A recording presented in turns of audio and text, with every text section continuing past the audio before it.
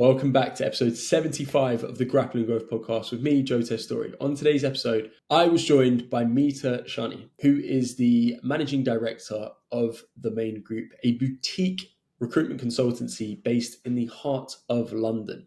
We speak about how she bought her business out. She was working there for 13 years and then essentially bought it out, which is incredible. She talks about the advice that she gives to her three children, who are two twins at 18 and one at 21. We go into how they're looking to implement AI at the Main Group. Enjoy this podcast because it was a strong one. Meeta has background in physics. You can see the way how she thinks and dissects everything based off of her background and how she applies that to business and finance. Take care.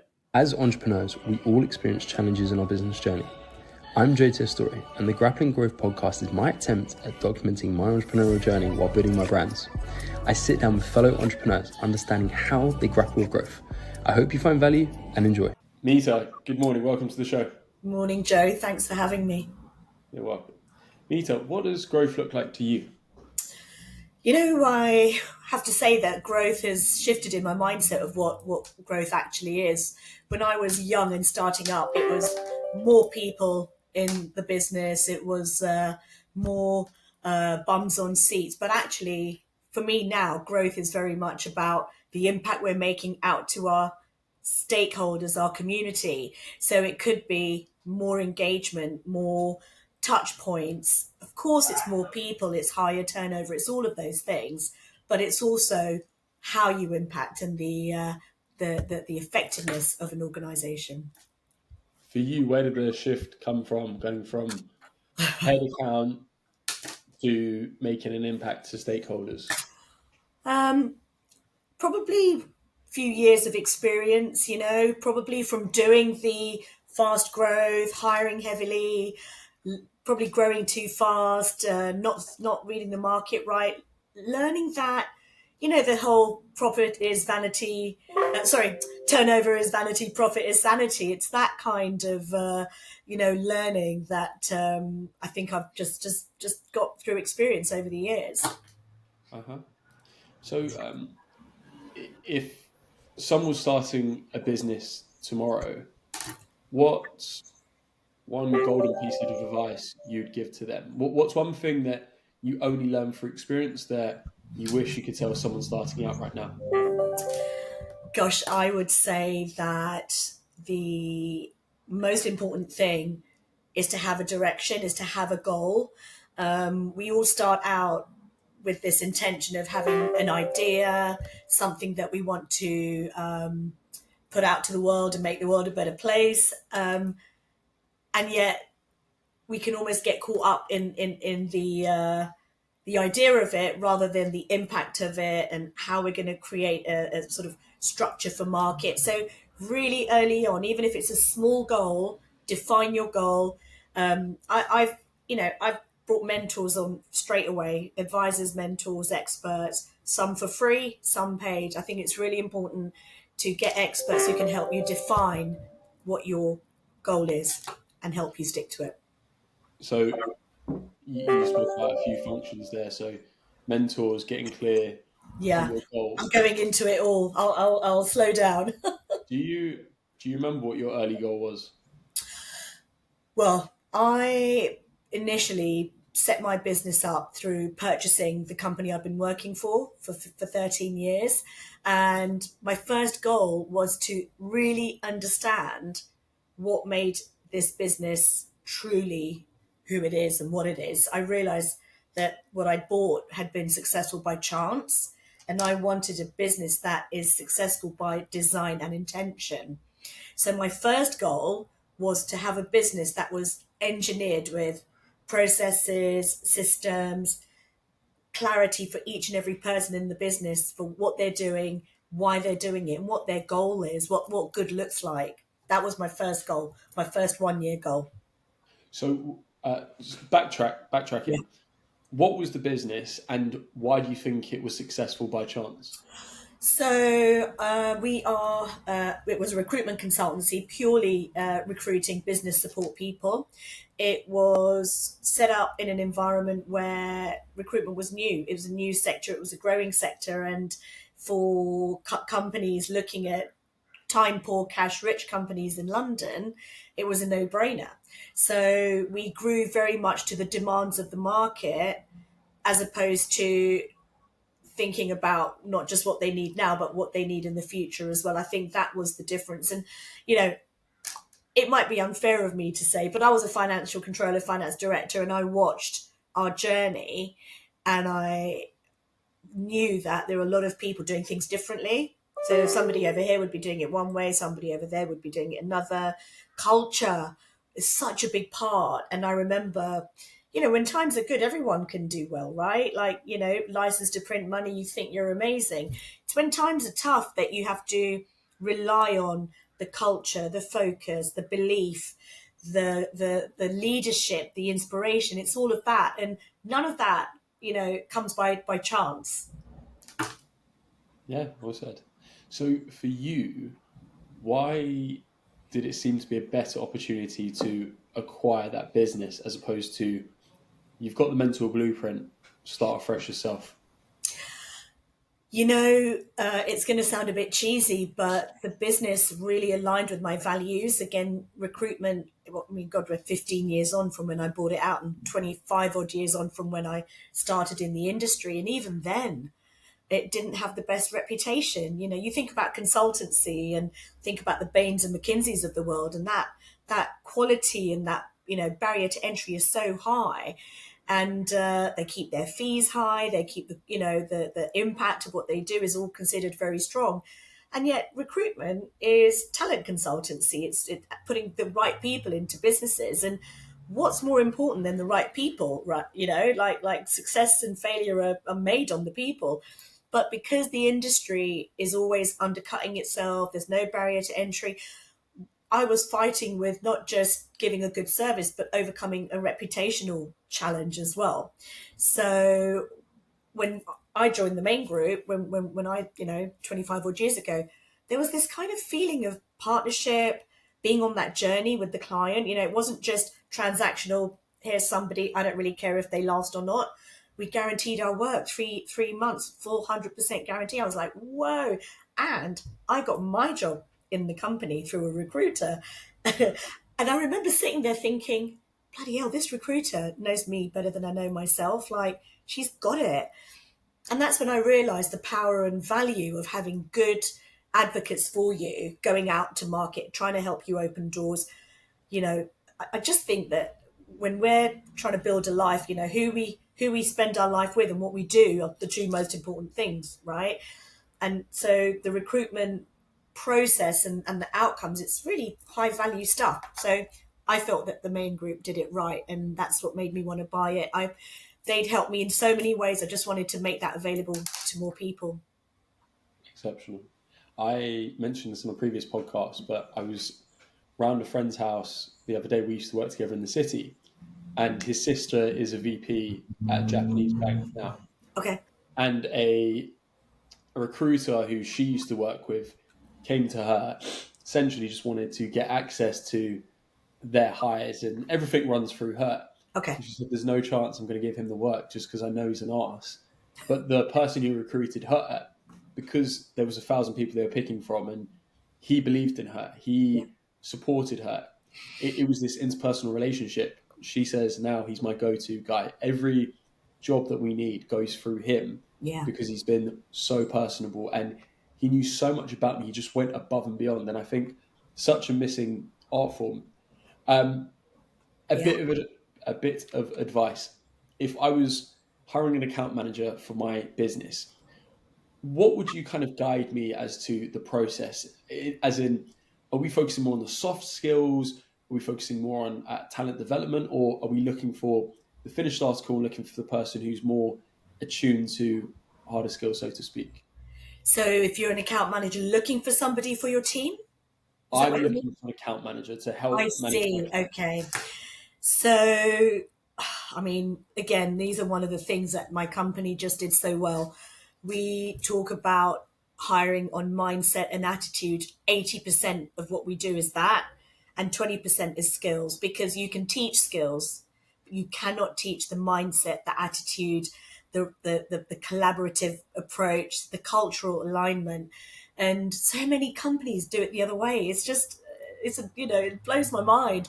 Does that matter based on the competency level and how high up that position is? I think we're talking about emotional intelligence here, right? I think that it's something that you hone, but if you have emotional intelligence, you're going to have it at every level.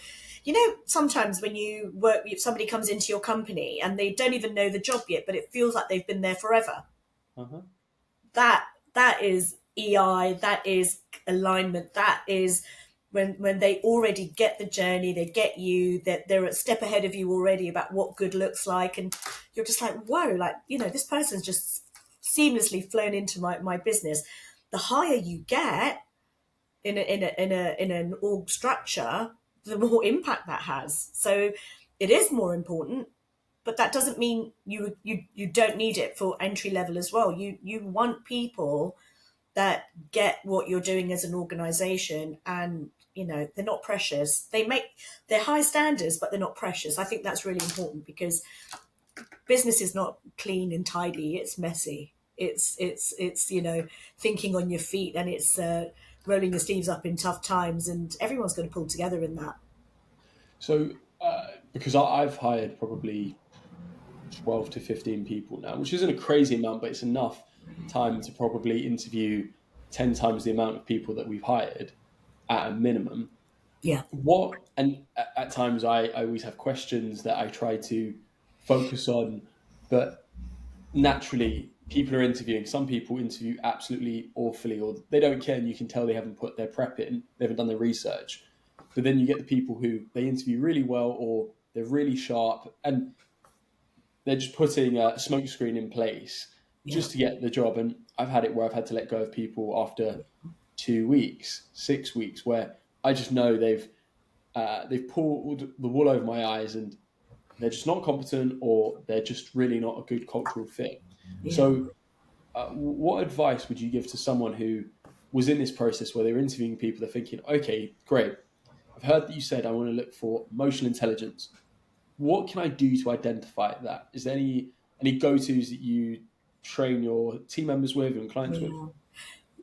The way to interview is just everything. We train our clients on it. We write interview processes for them, not just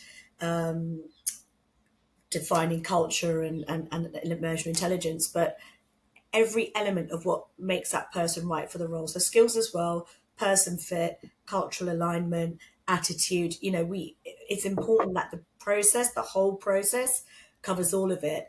And that's why you need multiple stages. Those stages don't have to take long, but you need multiple stages with different people. Everyone has to be on the same page.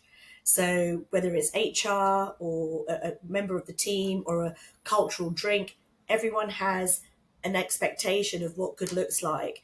Mm-hmm. And I bring it right back to the job description. So first and foremost, that job description has to be really clear on what competencies you want, on what attitudes, behaviors, experiences you want to see. So, that's the thing about by chance versus by design and intention, right? When you interview someone and you're like, you know what, I need an account manager. I kind of know what an account manager does. I'm going to go in, yeah, this person feels right. And then you have to fail fast because they weren't right, versus taking the painstaking time with an expert like us to write your hiring strategy, write the different stages, and therefore within that, we do an emotional intelligence test. So one of the things that we do, well, first of all, always ask the same question in different ways at different stages. So one of the things we do is in stage one, when we're interviewing somebody, we ask our candidate to think about who they would go to for advice. Like they were having a dinner party, who they'd have around the table, and who would be like the number one person they would go to ask for advice. Then in the second interview, we say, so tell us about somebody else. Will then say, so Meeta put the dinner party question to you, who's your person? And you can tell really quickly if they've come prepared and they've thought it through, or if they're just like, oh yeah. No. And that little thing shows how engaged they are in the process. It's like, it may seem really obvious, but people will show you who they are if you're looking. I think that's really important. Often in interviews, we see what we need, usually from the pain point of the last person. And because they've got that bit, we almost blur out the rest that isn't quite right. And we just push on making sure that element is really strong. But we have to take the personal out of it. We have to take the subjective out of it. We've got to be really objective. So that's the first thing. The second thing is then asking them, right, who are these people around the table? Why did you choose them? What impact have they had on your life? And, from that, you start to see what matters to them, what kind of people they engage with, people that have stayed and gone. And then we say, well, if you were going to leave the room and go and grab coffee, final course, what would these people be saying about you? Like, what words would they use to describe you? So that's another really powerful way of getting to understand the person, not just what they can do. Because, who knows us better than our nearest and dearest, right? And then the final stage is asking them that if they were to go to that number one person and say to them, tell me why I shouldn't take this job, what would that person say? Because you want that person to choose you, because you know how it is. You choose them, they choose you. It's a two-way street interviewing. So many employers think I'm choosing the candidate and they're just going to take the job if I offer it. That's not the market we're in, especially not in London and the UK. Very sophisticated recruitment market. It's like matchmaking. You've got to choose each other. So you want them to have overcome all objections before they say yes, so that they're really on board when they start with you. Any doubts are gone. Mm-hmm. So taking a question and kind of drip feeding it through the process shows how engaged, how prepared, how consistent, and therefore their emotional intelligence is important in that, because that's what's going to hold that process together. Very interesting. So if we were to spin it to you, if you had a dinner party and you had you plus 7 seats, who would you invite? Sounds like you've done this one before. Seven. I play Cluedo though. 7 seats. Wow. You know what? It would be a mixture. It would be probably some pair of my. You want me to be specific? Yeah, sure. Why not? Okay. I walked into this one, didn't I? Well, I think that I'd have to have some people from my working background. So maybe the founder of the company that I bought out. She could see in me things that I couldn't even see in myself. And again, was very inspirational. I'd have my dad. His work ethic was second to none. And I wouldn't have the balls or the energy to run my own world if it wasn't for him. I'd have some friends, I'm very fortunate to have friends that have been with me for most of my life. And let's say I'd have Mira's a friend she's very patient, very spiritual, but also very practical, and someone that you can trust to give you warts and all, but gently. I think it's really important to have people like that in your life, because you need to know that somebody will always have your back. I'd probably have Gandhi. I know it sounds really cliche, but right now, with the world we're in and all of this testosterone being put to bad use, testosterone can be put to good use, but all the posturing that's going on with toys of nuclear weapons in their hands, it's pretty scary. So someone that can actually remind us who we are and what it was like nearly 100 years ago doing what he did. Still on 4, wow. I think I'd have to have my better half, because I think his support, I met him when I was 18, before I'd even sort of started on my career path, but he held space for me to be able to go forth and drive my world helped me with the kids, like got his own career, but understood the commitment and sacrifice you have to make to have your own business.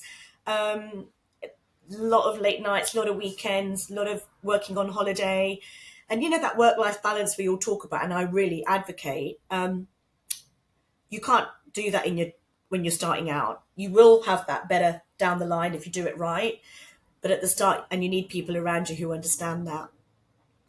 And then I've got 3 kids, so I'm going to need all 3 spaces. I'm going to need an extra spot because they're all adults now, and you know what? I'm learning from them, and that is pretty scary and amazing all at the same time. Each one of them is a sort of insightful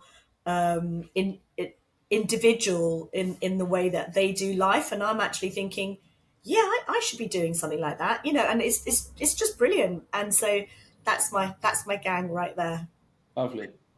So you spoke about your children, who 2 of them are 18, one's 21. Now, I always ask, what advice would you give to your 20-year-old self? But what's the advice you give to your 2 18-year-olds? So the advice I would give is, I'm just going to say what came into my head. I'm not going to try and give the right answer. I'm going to say what came into my head, and that is be consistent. It's whatever you do, whether you're going to the gym, whether you're studying, whether you're doing wellness, like whatever it is, keep doing it, keep at it. You don't have to be like that all the time. Actually, consistency most of the time is just turning up and doing your best. And no one told me that bit, no one told me. And you can feel that at work. You can feel that in the gym, in relationships, like there's so many ways that consistency is actually just showing up, and then the rest will work itself out. Some days it's great, some days it's rubbish, and other days it's just enough. That's so well said. And I was listening to a podcast probably about a month or so ago, which was talking about consistency and saying how unsexy of a topic it would be. And and there's no books written pretty much on consistency, but said if there was, it'd be a pretty short book, because it's just a case of turning up, doing the thing. Yeah. And it's quite often, and it really falls in line with the Pareto principle of, we'll do 80% of the work, we'll feel as though something hasn't clicked, and then it's the last 20%. Are you familiar with a concept known as the plateau of latent potential? The what, sorry? The plateau of latent potential. The plateau of latent potential? No, I'm not. It's very similar to the Pareto principle. Essentially, it looks at similar to the Dunning-Kruger effect, but we'll put work in, we'll put effort in, and then things will plateau. Yeah. And it's just after that plateau where it's either make or break. If you continue to push through, that's where you see the gains, versus you stop there, that's typically where you drop off. And these are quite often invisible forces or feelings that, as you said, when you start your business, it's lots of sacrifice, lots of a lack of work-life balance or harmony, as someone so well put it before. And it's a case of you have to grind out where you don't want to. And for most founders, the first few years of running their business, if you worked out how much they got paid per hour, it'd be illegal. It wouldn't even be a minimum wage job. But that's where you put that work in there to then see super normal gains, hopefully. And there's no guarantee. There's no guarantees. Exactly. I would agree. I think, again, younger people now, or at least the young people I'm hanging around with, they've got so much more self-assuredness. They're so much more worldly than we were. I mean, social media has just allowed for that. And as a result, I feel that they've got this self-belief that makes them really focused on what they want to do. I think in my day, it was, there were certain paths to take, and being an entrepreneur, creating a world for yourself, wasn't really one of the chosen paths that people had an option for. Whereas now, there's no age limit, there's no geographical limit. I just think it's amazing. And you're backing yourself when you're an entrepreneur, when you're running your business, no matter what your product is or whatever, it's you. That is the magic that you're putting in. And then it's sprinkling that magic dust over all your people. and bringing the magic they bring and sprinkling that over. It's that journey, and that's the hard part. That again is when you're looking at a product and you're scaling the product, to a sense, when you're dealing with physical things, that's easy. You don't dilute the quality, you don't dilute the success. You've got work in progress issues, you've got machinery that breakdowns. But when you're doing a service based industry, it's really hard to keep that quality all the way through each and every person. So I think that you as a leader, and I think that's the other thing I learned, is being a managing director over a CEO and a leader and a founder, chalk and cheese. You unpacked a lot there. There was a statistic that read that 91% of millennials want to be entrepreneurs or self-employed, and I personally think there's a massive mismatching gap. And I remember also looking into this that was saying that there's this, and it would be intriguing to get your perspective as well as recruiter, but there's entry level people or very junior people who are coming in who they deserve to be here, Yeah. but they want here. Yeah. And there's this gap that they want the strategic stuff. And a lot of people are getting to this point where they don't actually want to do the work. They want to be oversighting and strategizing. And I had it a few years ago. I had a very youthful team, and it was loads of people just barking at the same time with no thought of, well, we can't do 10 things at once. And typically, and this is massively known in venture capital, there's normally one channel that's oversized, and that's the thing that works best. But I had loads of people just coming in with ideas, and we would have Monday team calls, which were just consistently just pitch fest until we had to just make a mark and say, no, if we want to make an idea, we need to come up with a use case, feasibility study, explain. And when you actually said, if you want this run over, you can bring it to next Monday's meeting, and that dropped off 90% of these pitches because people thought, oh, actually, I need to go away and think about how this looks. Yeah. Yeah. And it's so easy and it's so sexy to say, I've got this idea, but ideas are worthless. It all comes down to the execution. Armchair entrepreneurs, right? Like anyone can come up with an idea. It's the consistency and the effort to bring that to life. It's easier said than done. And I definitely have got ideas that I want to put in place, and I want to create recruitment technology. I see my business very much as a talent consultancy because we do the full 360 journey. Where we were 15, 20 years ago, we've evolved over that time because I don't want to be transactional. I don't just want to give you your account manager and then leave. I want to understand, how's the account manager doing? What training do they need? Are they a person for future succession? If so, what track do we need to put them on? What coaching and mentoring do they need? Let's create the future by design again. Like, let's make this happen. Let's not wait for the right people to engage or disengage in my business, because recruitment's half the battle. The other half is retention. I mean, that's again a lot of the work we do. The 80-20. Actually, retention is the 20% versus 80. You get more from the retention than the recruitment. So when we recruit, we recruit not for A to B, but A to C. We recruit for the longer term. And so again, some founders don't have that forward planning because they're also in it, So you want people who can stand back and understand from the idea in the meeting right through to how that's going to become a profitable business. So taking a step back, and you mentioned a few points about tech and talent. What does the world look like for you guys in the next 12 to 18 months? What innovations are you looking to adopt? Anything you can share on that without giving out too much? Yeah.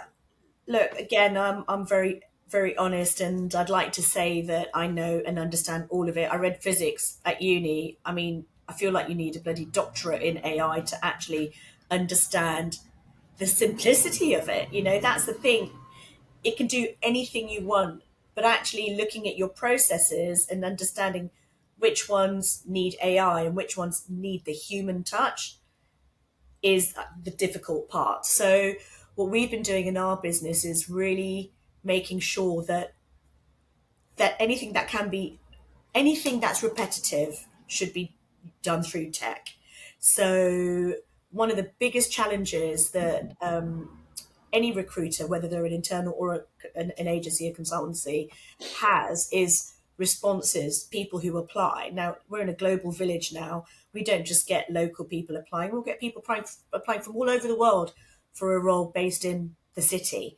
And the time between finding, literally, it's a needle in a haystack, but if that haystack was 100 and now it's 10,000, that time to look through everyone, because everyone deserves a fair chance. Everyone, you don't want any unconscious bias to come in.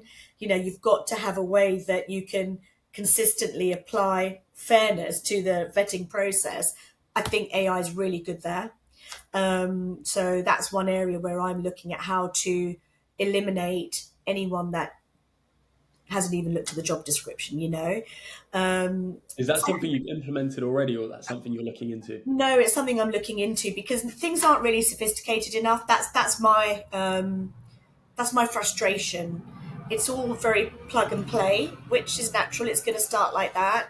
And every business, especially us, we're a boutique consultancy. We're not one of the big high streets where they can just throw a process at everything and eventually the good stuff trickles through in enough volume. Yeah. We every role, every candidate is like gold dust. We want to make sure they feel that way and that they get treated that way. So finding the tools that can actually see the sophistication of not just are they in the right geographical location, but have they got the right potential as well? Like, is it sector adjacent?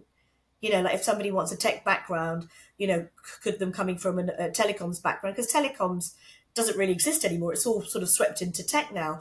But if people had telecom companies, would they be eliminated by AI? So you've just got to get it to be smarter. So that's something.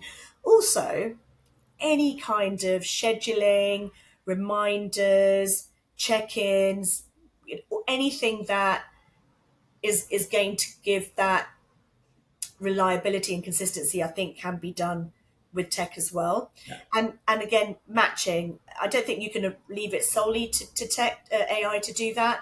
But every entrepreneur's dream is to make money while they sleep, right? That's the dream. So if you can have technology that is actually looking at your network of clients, looking at your network of candidates, and not just looking at the jobs for now, but saying, this person could be good for this company. There might not even be a job open. That's powerful. So that is what I'm out there looking for right now. Where have I implemented it? I've implemented it in engaging with finding good companies. So in our business development funnel, we've engaged it in outreach. We've engaged it in engagement. And so we've started the journey about a year ago where I'm boring my whole team because that's all I talk about. How can we automate this? How can we automate this? But so how have you, because that's a big thing of what we do and we implement for clients. I'm curious, what have you done to implement AI in your outreach? Finding companies that value their people and will benefit from what we do comes from meeting candidates that tell us that company took care of me and they're a great place to work for. They don't know us from Adam, right? And I cannot go in and offer them, business development is very similar to dating. You can't ask for the honeymoon and the 3 kids on the first date. You've got to get to know each other. You've got to build trust and confidence. You've got to build some reliability and consistency. And excuse me, it's the same for business relationship building. If a company doesn't even know you're there, how will they ever one day in the future choose you? So it's very gently reaching out, checking in, offering white papers, understanding what their challenges are, getting AI to do the sweep of what that company is about, which might take a human being a couple of hours. Yeah. AI can do it in minutes. And therefore, using that to give a real personal touch. So some of it, all of the admin to get that company in our database, on the system, connected with, that's all by AI. But the actual engagement, that will be human. And I think that's really important. I say that we are AI enhanced, but with the human touch. That's how I see it. And that's how I think the future should be. And it will be. It absolutely will be. Meeta, Good. it's been a pleasure having you on. Thank you, What's Joe. next It's for been you, fun. and where can people find you?